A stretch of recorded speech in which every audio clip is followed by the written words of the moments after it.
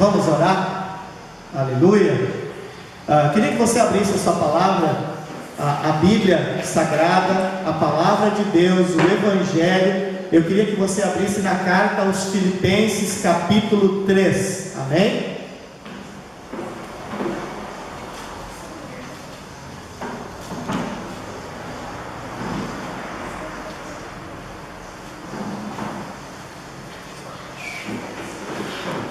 Acharam? A carta aos Filipenses, no capítulo 3, o apóstolo Paulo, ele escreveu cartas a essa igreja, e ele diz assim no verso 3: concluindo, meus irmãos, quanto ao mais, alegrai-vos no Senhor. Para mim, não é incômodo escrever-vos outra vez sobre o mesmo assunto. Olha o que ele está dizendo. Ele está dizendo que ele escreveu a essa igreja e ele está repetindo o mesmo assunto. Para vós é uma segurança a mais. Diz assim comigo: quando o pastor insiste num assunto, é para abrir a minha mente e uma segurança a mais para mim. Amém, querido? Glória a Deus. Pai amado, em nome do Senhor Jesus, eu quero declarar essa noite, Senhor. E eu gostaria que os meus irmãos que estão aqui essa noite dessem ouvido à minha voz. E você que está na sua casa estivesse ouvindo e dando ouvido à minha voz. A palavra do Senhor diz que existem 4 tipos de solo aonde se retém a palavra. Eu decido ser a terra fértil. Eu decido ser o solo fértil que recebe a palavra, que retém a palavra, e com a presença do Espírito Santo faz com que a umidade crie raiz a semente. Essa semente se enraize, essa semente cresça e essa semente produza frutos. Eu decido ser o solo fértil. Eu decido que a minha mente, ela é uma mente aberta a receber o Evangelho, porque o Evangelho é o poder de Deus para a salvação. Não há salvação em outro lugar a não ser em Jesus.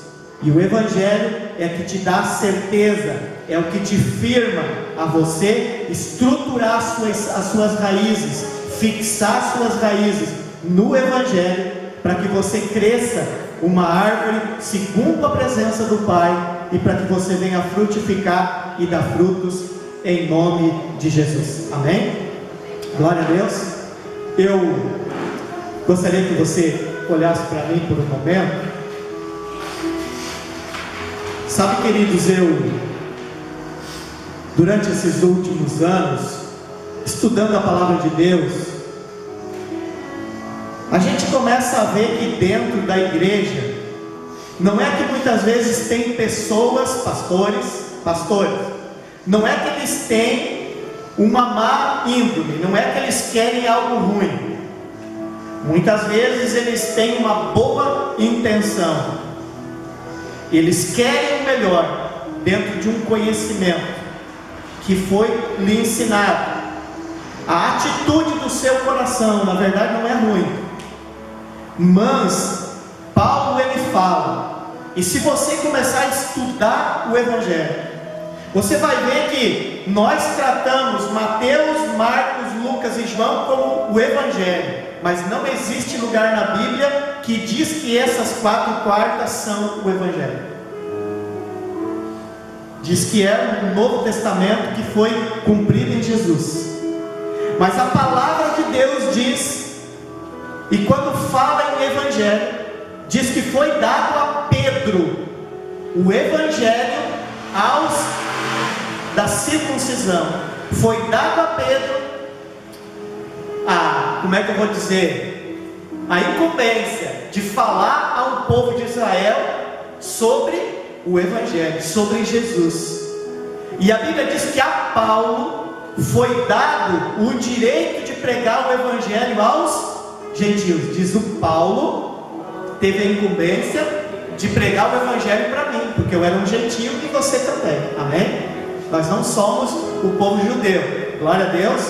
Agora, se você for estudar a palavra de Deus, você vai ver que Paulo, ele manda uma carta, escreve uma carta ao povo de Roma, aos romanos. Mas ele escreve uma carta, se você vê, tem assuntos que ele trata com a igreja de Roma, que ele não trata com a igreja de Éfeso, que ele não trata com a igreja de Colossenses. Por quê? Porque ele leva a palavra de Deus àquela determinada região, e o que eles, lá como igreja, qual é o Deus que eles serviam e a maneira contrária ao evangelho que eles estavam vivendo.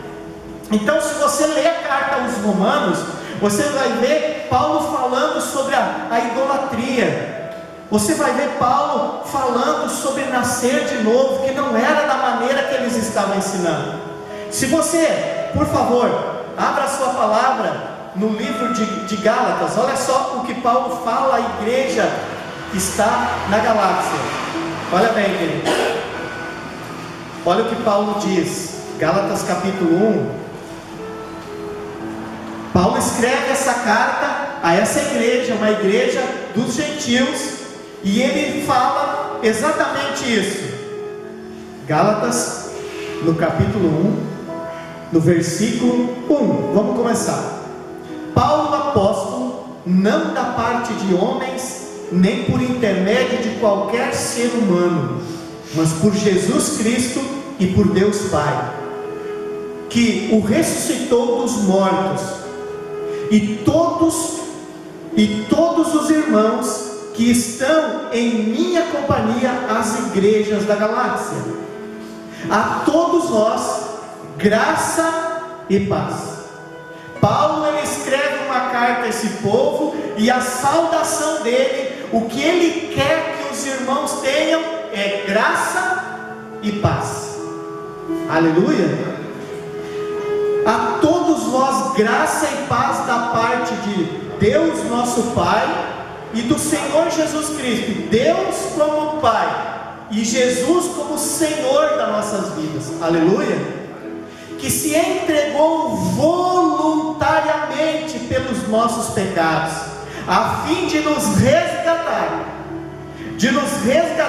deste atual e perverso sistema mundial, segundo a vontade de nosso Deus e Pai, a quem seja toda a glória pelo século dos séculos. Paulo, ele fala muito corretamente, ele fala sobre que se entregou voluntariamente pelos nossos pecados, a fim de nos resgatar do atual sistema mundial. Queridos, escuta.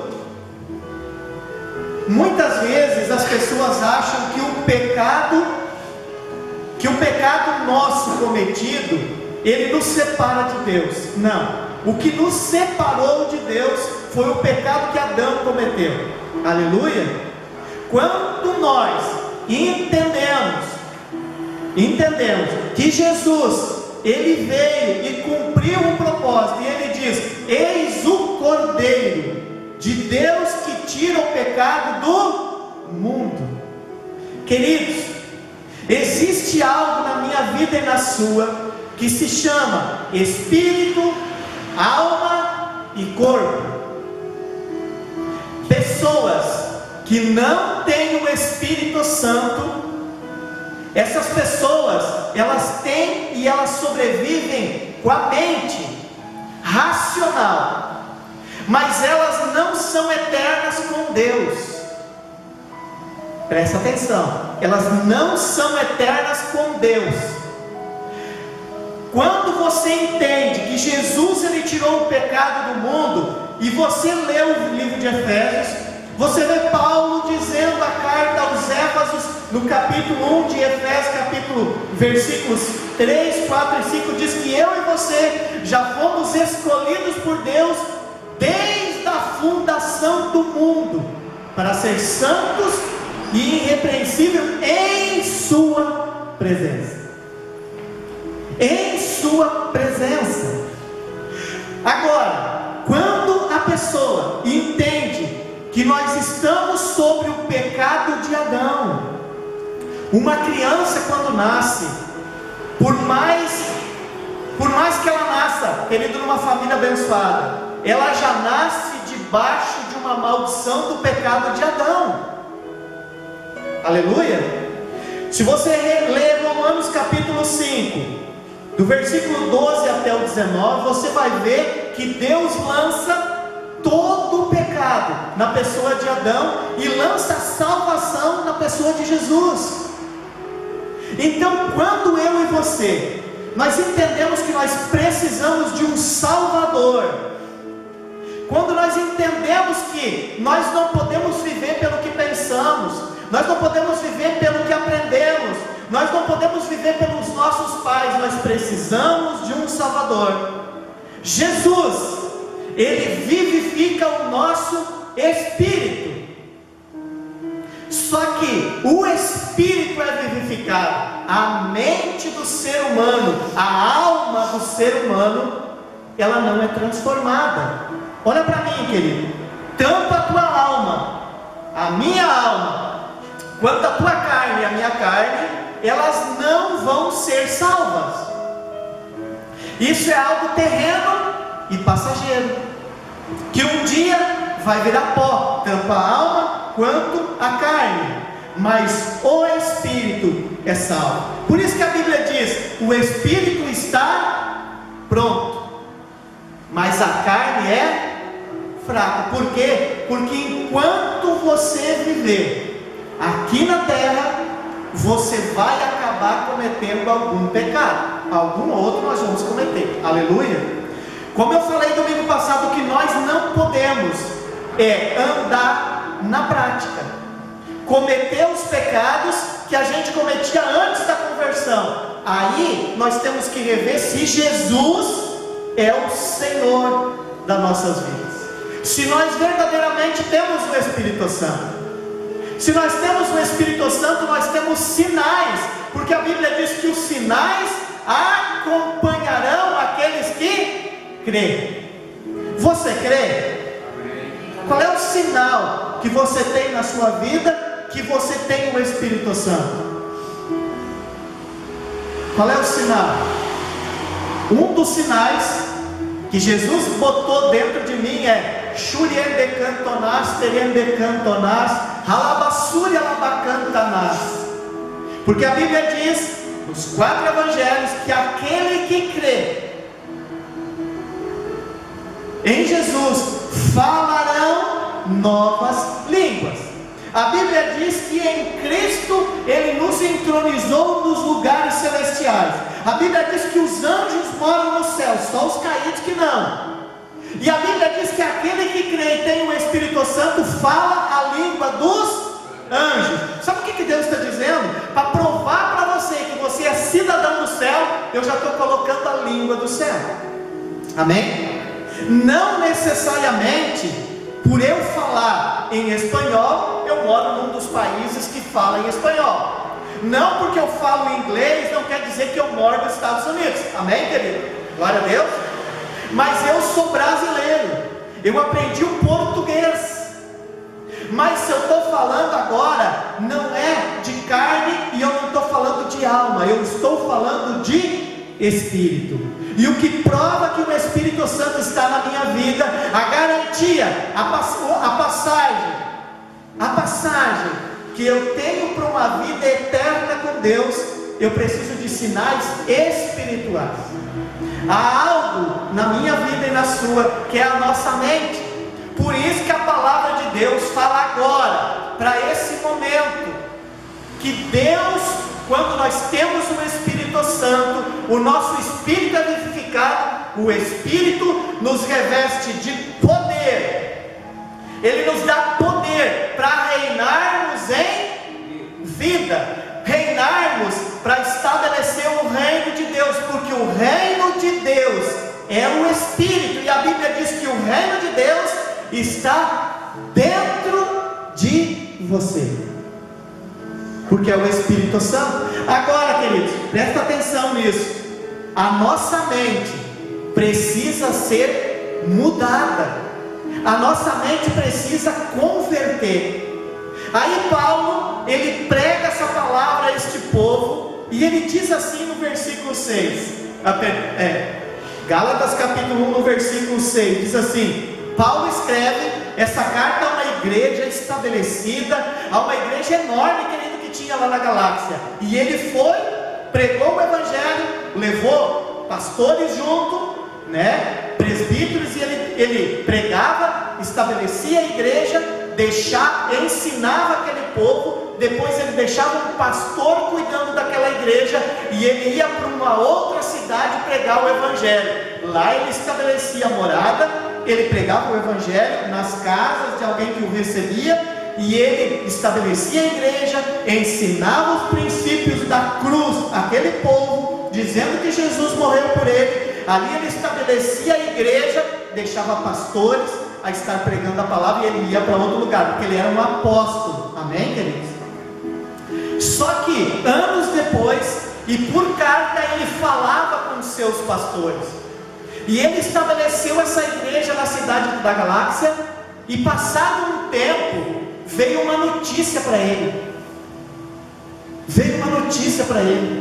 O povo gentil, que não era da circuncisão, alguém veio e se infiltrou com um conhecimento obscuro, com um conhecimento contrário à graça de Deus, à obra da cruz, e começaram a introduzir heresias dentro da igreja. E Paulo diz assim, o que diz o verso 6? Paulo diz assim: estou chocado.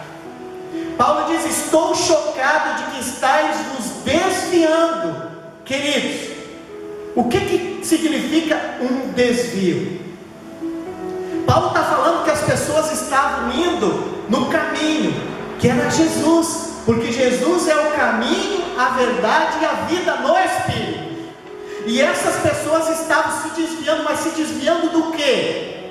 Estou chocado de que estáis vos desviando tão depressa daquele que vos chamou pela graça de Cristo a seguir outro evangelho. Presta atenção no versículo 6, o último evangelho é com letra minúscula, então não está falando do evangelho de Cristo. Agora, no versículo 7, o apóstolo Paulo diz assim, que na verdade não é o evangelho com letra maiúscula significa Jesus, não é o evangelho, letra maiúscula. O que acontece é que algumas pessoas vos estão confundindo com o objetivo de corromper o evangelho de Cristo.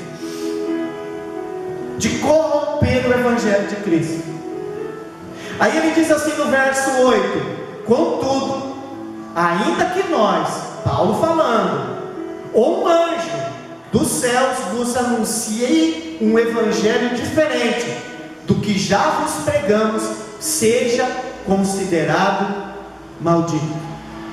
Olha que palavra forte que Paulo está falando. Ele foi lá, trabalhou, estabeleceu a palavra, e depois que a igreja cresceu e ele saiu, algumas pessoas foram lá se introduzir na igreja. Para quê? Para confundir a graça. E eles, aqui, se você continuar lendo, ali as pessoas que foram disseram: não, vocês até têm Jesus, mas é o seguinte, vocês precisam se circuncidar, vocês precisam fazer a circuncisão, porque se vocês não fizerem a circuncisão, vocês não estão salvos. E eles começaram a confundir a liberdade de Cristo com o evangelho. Aleluia. Queridos, se você for no Antigo Testamento, você vai chegar numa carta de um homem chamado Abimeleque.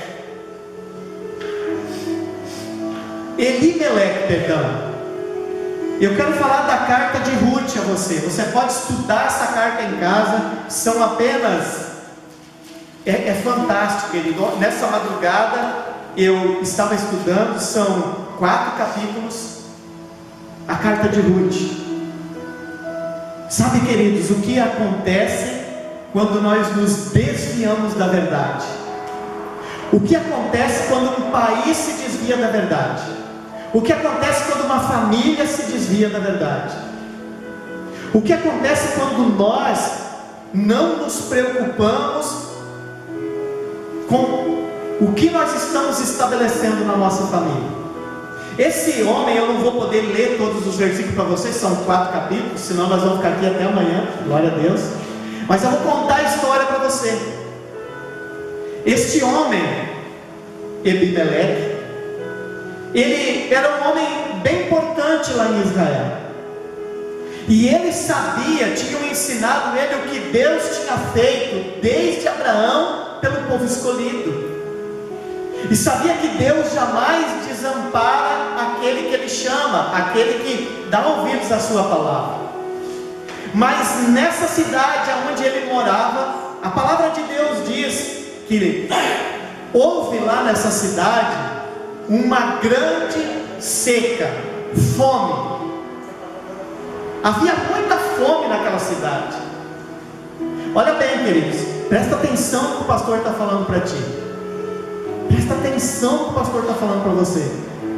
Ao invés dele fazer um altar a Deus, que nem os seus antepassados, colocar um sacrifício no altar, ele simplesmente achou que o lugar que ele estava vivendo não era bom, e ele decidiu sair da presença de Deus.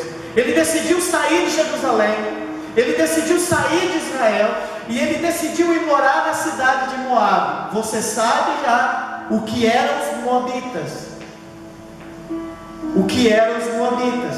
Sabe o que ele fez? Ele saiu do meio dos crentes, ele saiu das pessoas que temiam a Deus, e foi estabelecer morada, vida, junto com o povo moabita. Ele sai com sua esposa, Noemi, e sai com seus 2 filhos, Malom e Quilion. Sai um homem com sua esposa e com seus 2 filhos. A palavra de Deus diz que ele chega até as planícies de Moab, e ele estabelece morada naquele lugar. Ele estabelece morada porque achou que sair da presença de Deus, sair do que Deus tinha, ia ser melhor para ele e para a sua família. Só que esse homem, com a decisão que ele tomou, ele acabou destruindo com a sua família. Este homem, ele morre anos depois. Ele morreu. A palavra de Deus diz que os seus filhos, eles casaram com 2 mulheres moabitas. Uma delas era Ofra e a outra era Ruth. Eu quero trazer isso para mim e para você hoje. Muitas pessoas hoje estão na situação de Ofra e estão na situação de Ruth. Só que nota que tudo na minha vida e na sua, depois que nós entendemos o que é a obra da cruz, não depende mais de ninguém. Depende de mim e da minha decisão e das minhas escolhas. Aleluia. Depende de mim, das minhas decisões, das minhas escolhas, porque Deus já estabeleceu o reino. Tudo que eu preciso já está no Espírito. Aleluia, querido. Só que a palavra de Deus vai declarar aqui no livro de Ruth que os 2 filhos deste homem também morreram. Morreu o esposo e morre os 2 filhos, e a mulher fica desamparada. Ficou os seus familiares, ficou tudo para trás por uma decisão do homem. E note, querido, que é o que eu estava falando no início. Você acha que este homem, quando ele tomou a decisão de ir, você acha que ele estava querendo prejudicar sua esposa? Você acha que ele estava querendo prejudicar os seus filhos? Ele não queria, ele tinha a melhor das intenções. Só que não importa a melhor das intenções, o que importa é você viver na verdade da palavra. O que importa é você ter relacionamento. O que importa é obedecer princípios da palavra de Deus. Por quê, queridos? Porque você está estabelecendo a tua vida na verdade, e você está protegido pela justiça de Deus, debaixo do sangue do Senhor Jesus. E quando nós decidimos sair debaixo da justiça e estabelecer a nossa justiça própria, nós também saímos da presença de Deus, nós também saímos do cuidado de Deus, e passamos na nossa justiça própria a viver de acordo com o mundo, no natural, na força do nosso braço. Agora aqui, queridos, existe algo de escolha. Esse casal, ele estava fora de Israel, mas ele estava achando que estava na presença de Deus. Ele achou que mesmo em cidades estranhas, ele estava protegido por Deus.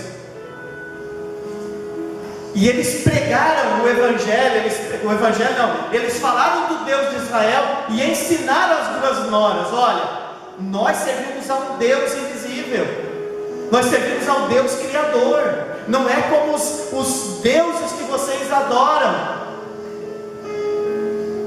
Só que essas duas moças estavam casadas no mesmo lugar, ouvindo a mesma pregação. O problema é que o que torna o futuro desta família diferente são as escolhas que a pessoa faz. A palavra de Deus diz que, aí se você ler Ruth capítulo 1, no versículo 8, versículo 7, ela diz assim: e elas partiram dos campos de Moabe, com o objetivo de voltar para Judá. Contudo, durante a caminhada, sugeriu a elas: ide e voltai cada qual para a casa de sua mãe, que o Senhor vos trate com a mesma bondade e lealdade que trataste os falecidos, a mim e a mim mesma. Sabe o que a sogra diz? Volta para a casa de vocês, volta para os pais de vocês. Por quê? Porque existia uma lei em Israel. Existia uma lei em Israel, e essas mulheres que estavam indo com elas eram viúvas, as três. E elas lá em Israel, elas não poderiam casar com qualquer pessoa. Só se Noemi tivesse filhos novamente.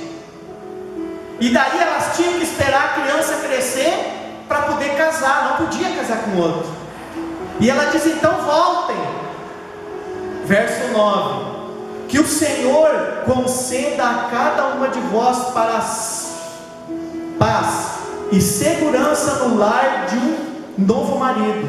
Em seguida abraçou-as, mas elas choraram em alta voz, exclamando: não, nós vamos voltar contigo para junto do teu povo. Noemi, porém, lhes encorajou: voltai, minhas filhas, porque a vez de me acompanhar, porventura trago ainda filhos para vocês casar. E elas vão falando. Note que no início as duas disseram não, mas no decorrer da caminhada no deserto, para um lugar inseguro, para um lugar que elas não conheciam, para um povo que elas não conheciam, para um Deus que elas só tinham ouvido falar. No primeiro ponto é bom, sim, eu quero Jesus, eu quero, mas a pergunta é: você quer caminhar? Você quer viver de fé? Você quer ir para debaixo de um povo que você não conhece, a uma terra estranha? A palavra de Deus vai dizer no versículo 14: elas prantearam outra vez em alta voz. Depois Ofra abraçou sua sogra e lhe deu um beijo de despedida, porém Ruth permaneceu com ela. E aqui a palavra de Deus vai dizer que essa mulher, ela voltou para sua casa. Se ela voltou para sua casa, ela voltou para o seu povo, porque ela estava no seu povo. Não tinha problema ela casar com gente da sua terra, eu não tinha problema em ela voltar para a igreja de seus deuses e ter a vida que ela tinha. Mas Ruth decide honrar a sua sogra, e ela decide viver da fé. Ela decide caminhar, e ela decide ir para o outro povo. Ela decide ir sem esperança de casa, de comida e de nada. Mas ela tomou uma decisão. Queridos, a mesma coisa é comigo e com você hoje. Se eu e você tomar a decisão de Ofra, nós vamos acabar vivendo uma vida natural, vivendo uma vida como todos os outros. Agora, se você parar e você for analisar a palavra, esse é o último versículo que fala de Ofra. Até que ela estava com Deus, até que ela estava com sua sogra, depois veio a morte para ela. A morte espiritual. Ela não tomou decisão por estar na presença de Deus. Agora, se você começar a ler daqui para frente a história de Ruth, você vai ver que a vida dela se transforma em milagre. Ela não só muda a vida dela, não só ela muda a vida da sua sogra, mas sabe o que você vai aprender sobre essa mulher? Ela estava em terra estranha, servindo a um Deus que ela não conhecia, mas ela obedeceu a voz de sua sogra. Ela obedece a voz de sua sogra, e ela vê no sol, ela vê na colheita uma oportunidade. E eles estavam colhendo trigo, e ela disse: minha sogra, me dá ordem para que eu possa lá colher trigo, que eu vá aos campos. E a sogra diz: vá. Só que tu cuida lá, tu faz dessa e dessa maneira. E ela vai. Lá ela conhece um homem chamado Boaz, que você hoje pode botar Boaz como Jesus, e eu e você podemos nos colocar como Ruth ou como Ofra. É nós que decidimos isso, queridos. Eu decido ser Ruth. E ela começa a colher o trigo, e de repente, automaticamente, ela passa a divisa da roça que ela estava. Parece uma coisa meio acidental. Não, eu creio que era Deus conduzindo as coisas. E uma mulher de um outro povo, uma mulher que servia outros deuses, ela toma um posicionamento.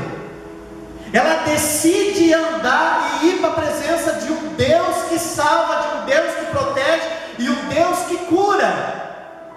E ela vai junto com a sua sogra, e de repente ela está num campo, e chega um homem chamado Boaz, que era o dono do campo, um homem muito rico, e diz assim: quem é aquela mulher? Aquela é Ruth que veio com Noemi, então deixa ela levar o trigo embora. De repente ela acha graça aos olhos de Boaz, e a sogra dela diz assim: uau, existe um milagre na vida dessa mulher. Porque em Israel poderia ter um homem chamado resgatador, e Noemi pensa: eu não pensei nisso, mas tem um resgatador, tem um Deus resgatador, tem um homem resgatador para ela. Ela ainda, se ele resgatar, ela pode ter uma família. E ela diz: minha filha, faz o seguinte, toma um banho, passa um óleo, fica bem cheirosa, mas não deixe que ninguém te veja, e tu vai, quando Boaz estiver lá na janta, lá no que eles estão, lá na ceifa, tu faz o seguinte: quando ele for dormir, tu vai e deita aos pés dele. Porque essa mulher que faria isso, ela era considerada uma mulher direita, ela era considerada uma mulher honesta, uma viúva honesta. E do jeito que a sogra diz, ela vai, e ela bota em prática. Boaz vai dormir. Quando ele acorda, porque ele já tinha tomado uns vinhos, estava meio tonto, ele acorda, quando ele olha nos pés dele, está aquela mulher, e ele diz: ei, quem é que está aqui na eira comigo dormindo? E ela diz: eu sou tua serva, e tu é o meu resgatador. Sabe o que ela está dizendo? Casa comigo, me tira dessa vida desgraçada, muda a minha história, muda a história da minha sogra. Mas só que antes dele, tinha alguém que tinha direito a ela, tinha um outro resgatador. Sabe quem que tem direito à vida das pessoas? Satanás, por causa do pecado. Satanás, por causa do pecado. Aí Boaz vai para frente da cidade, senta. Quando ele vê o outro resgatador, ele diz: ei, vem cá, vamos sentar aqui, vamos conversar. Tem uma mulher que veio junto com Noemi e está no meio do nosso povo, ela é uma moabita. E para entrar no nosso povo, para ela poder, existe uma coisa que tu pode resgatar ela. Aí o cara diz: eu quero, vou resgatar. Só que o seguinte, diz Boaz, ele estava apaixonado, querido. Ele olhou para a noiva e estava apaixonado. E ele diz assim: tu pode resgatar, só que tu vai ter que comprar as terras dela, e tu vai ter que resgatar ela, casar com ela e cuidar de Noemi. Ele disse: não, eu tenho uma mulher meio ciumenta, uma mulher briguenta, se eu chegar com outra mulher em casa não vai dar certo. Não foi isso que ele disse, eu estou falando aqui, né? E ele diz: não quero. Aí Boaz diz assim: então vira o chinelo, porque virou o chinelo e tinha testemunha junto. Aí eles fizeram um ritual e Boaz sai e diz no Ruth: vem cá, vamos casar. Agora presta atenção, querido, abre a tua palavra ali no livro de Ruth, capítulo 4. Eu quero falar algo para você. Essa mulher era moabita, ela poderia não ter o seu nome na história, ela poderia não ter o nome na história. Agora você sabe quem é o neto dela? Você sabe quem é o neto dessa mulher que veio debaixo da obediência? A palavra de Deus diz no livro de Ruth, capítulo 4, versículo 17, diz assim: assim que as mulheres da vizinhança viram um menino, porque ela casou e teve filhos, diz assim, exclamaram: eis que Noemi tem um filho, e lhes deram um nome chamado de Obed. Obed é o nome do homem. Este foi o pai de Jessé. Quem era Jessé?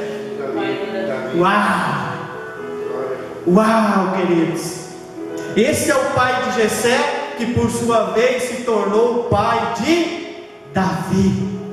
Essa mulher tomou a decisão de obedecer, ela se colocou na fé, ela se colocou debaixo do Deus de Israel. Deus tirou ela dos seus deuses, Deus mudou a história dela e botou ela cravado como a avó do maior rei de Israel, aquele que é a raiz de Davi, que através dela se levantou o Senhor Jesus Cristo de Nazaré. Ei, queridos, a importância de você que tinha os teus pais que não serviam a Deus, a importância de você se colocar na bênção para abençoar seus filhos. Você é o início de uma nova geração em Deus. Por causa de você obedecer, toda a tua casa e os seus filhos são abençoados. Agora, precisa-se obedecer. Queridos, quando tu vai falar em Abraão, Abraão diz que se estabeleceu a bênção. Não foi só na vida de Abraão, diz que foi em Abraão, Isaac e Jacó. Só que a Bíblia também diz, querido, a Bíblia também diz que se você for da fé, se você for como Ruth, você é um dos grãos de areia que foi dado como bênção para ser abençoado através do pai da fé, que se chama Abraão. E por isso que a Bíblia diz que estabelece Abraão como pai da fé, porque eu e você que recebemos a Jesus como Senhor das nossas vidas, nós somos abençoados por causa do pai da fé, Abraão. Só que, queridos, deixa eu falar algo para você. A obediência de Abraão a uma palavra de Deus. Deus chega a Abraão e diz assim: sai da sua terra e da sua parentela, que eu vou fazer de ti uma grande nação. Abraão obedece. Só que, queridos, naquela época o homem não estava conectado com Deus. A Bíblia diz que Abraão obedeceu a voz de Deus. Pegou sua esposa, pegou os escravos, pegou o que ele tinha, os seus bens, e partiu de acordo com a voz do Senhor. Mas a palavra de Deus diz que Abraão precisava de um milagre. Abraão precisava de algo espiritual na vida dele. Ele não tinha filhos. A sua mulher era estéril.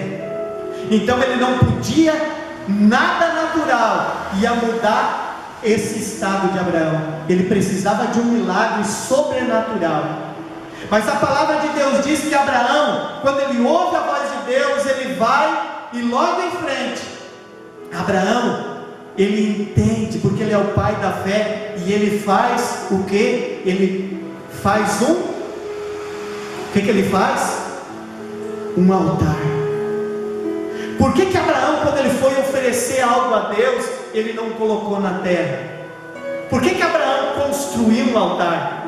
Sabe, queridos, num dia de sol, se você conseguir, quando estiver 40 graus de sol, você pega pedras de alicerce e você muda de lugar e faz um quadrado de 2 por 2, mais ou menos 1,5 metro de altura, e começa no sol a juntar pedra, e bota ali e faz um estandarte, ele faz tipo uma mesa ali, para você ver se você não vai cansar no sol. Ele teve que botar a mão no arado ali e fazer o altar. Mas por quê? Porque a terra estava decaída pelo pecado de Adão.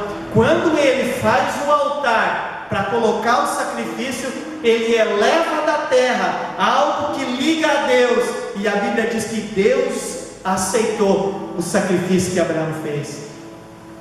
Só que não recebeu a promessa, porque Abraão levou Ló junto, e até que Ló não se separou de Abraão, a promessa não se estabeleceu na vida dele. Por isso, queridos, que nós temos um Ló, e o Ló significa o mundo, o Ló significa as coisas deste mundo. Até que nós não se separar dele, não vai vir a promessa para as nossas vidas. Aleluia. A Bíblia diz que quando Ló sai, Deus aparece para Abraão e diz: agora tu vai ter um filho. Por isso que é uma decisão minha e sua, querido. Eu decido ser uma terra fértil. Ontem,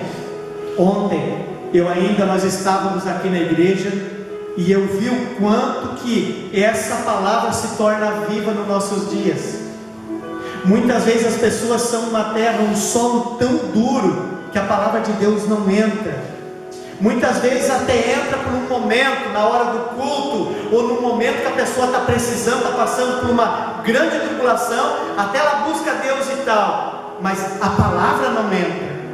E como muitas vezes a pessoa até, tu olha para ela, ela até muda de vida, mas como os espinhos, como as pessoas que estão ao redor, como as pessoas do nosso convívio abafam a palavra de Deus nas nossas vidas. Mas a Bíblia diz que enfim, um solo fértil, aquele que cabe a semente, a pessoa começa a estudar, a pessoa começa a buscar, e a pessoa começa a conhecer Jesus, porque ela é a noiva. Jesus é o Senhor da vida dela, e por ser a noiva, nós temos intimidade.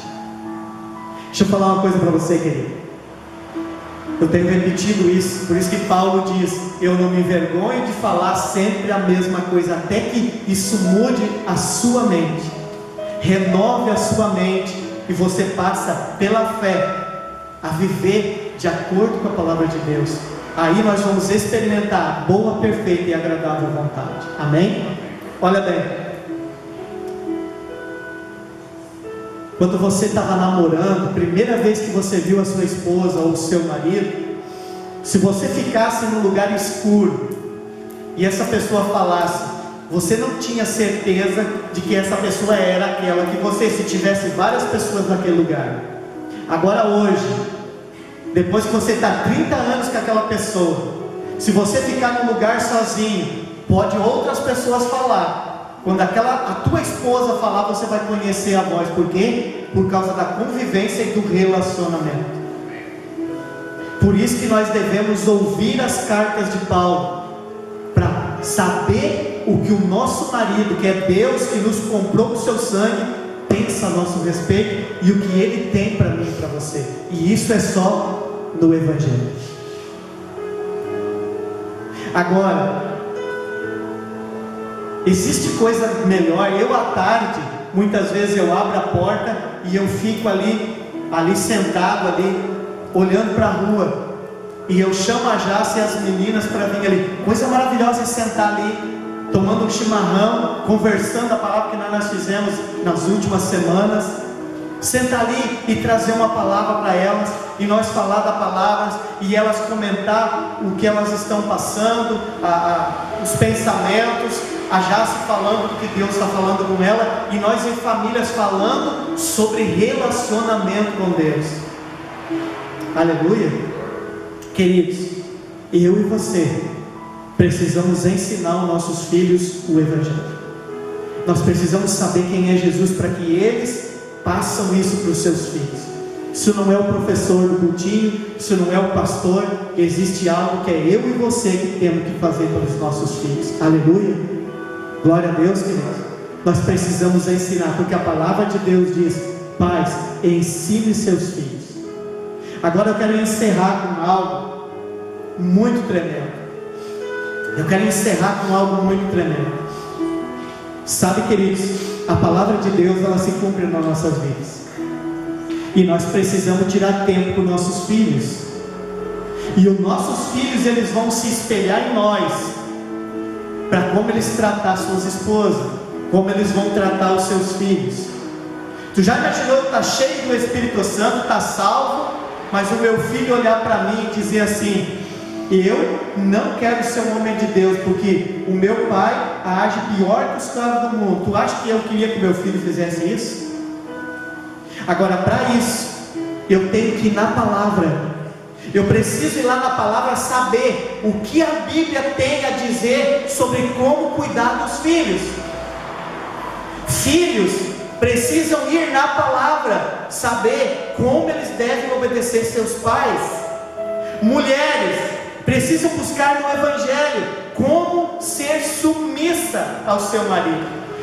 Palavra submissão não significa escravidão, não significa submissão, significa que a mulher, ela está ao lado, na caminhada, na missão do marido. Isso é submissão. Submissa é andar junto com o marido em uma missão, em um propósito. Só que a palavra de Deus diz que nós, os maridos, nós precisamos olhar para as nossas esposas como Cristo amou a igreja e a si mesmo se entregou por ela. Ah, queridos, olha que palavra pesada para quem está na graça. Amar a esposa como Cristo amou a igreja. Este homem, Ebimeleque, ele colocou toda a sua família numa terra longe da presença de Deus por escolha. Ele saiu da presença de Deus, colocou a família em algo muito ruim, muito tremendo, e houve morte. As nossas escolhas, elas podem trazer vida ou morte nas nossas casas. Só que a palavra de Deus diz que eu devo amar a minha esposa como Cristo amou e se entregou por ela. Querido, Oséias era um homem de Deus.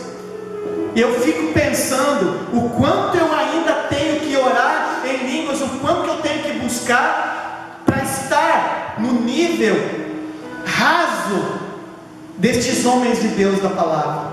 Oséias, Deus mandou ele lá casar com uma prostituta. Ele foi lá e trouxe ela por mulher. Ela trai ele. Ela decide adulterar, adulterou e traiu ele. E o outro homem pegou, só se aproveitou dela e botou ela para ser vendida como escrava. Oséias pegou o dinheiro, foi lá onde aquela esposa estava vendida como escrava e comprou. Pegou ela no colo, perdoou, tirou ela de prostituta, colocou dentro da sua casa como uma mulher honrada. Ah, queridos, como eu preciso entender o que é perdão. Ah, o que eu preciso entender o que é obedecer a Deus. E eu, com a minha boca, com as minhas palavras, muitas vezes, ao invés de gerar vida, eu gero morte, porque a Bíblia diz que o poder da vida e da morte está na boca, está na língua. O que tem saído das nossas bocas? Qual é o relacionamento que nós temos com o nosso noivo, que é o nosso marido? Na verdade, quem está em Cristo já é Jesus, já é o nosso noivo pela eternidade. Qual é o relacionamento que nós estamos tendo?